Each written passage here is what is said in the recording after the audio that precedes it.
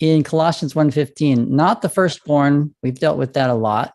What I want to talk about here is they say this, because Jesus Christ is the image of God, they say God is not the image of anyone.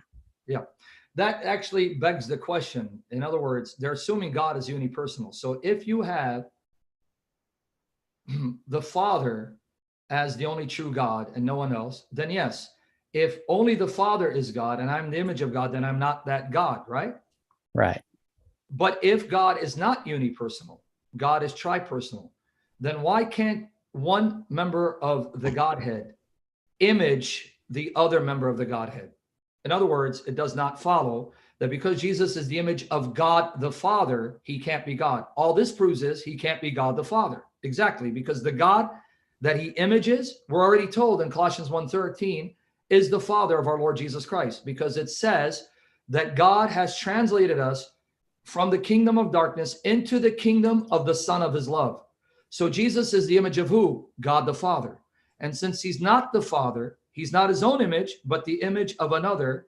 But this doesn't mean that Jesus can't be God solely because he's the image of God the Father. Because if we were to extend that logic, then that means Eve could not be human because she's created after the glory of Adam, who's the image and glory of God. 1 Corinthians 11:7. So does that mean Eve, who is the glory of man, who's the glory and image of God, can't be human because she's the glory of Adam? And if she's the glory of Adam, she can't be Adam as well? I mean, this is, again, not biblical logic. Notice what 1 Corinthians 11 says. For a man ought not to cover his head, since he is the image and glory of God, but woman is the glory of man. Because man images God, man is the visible glory of God.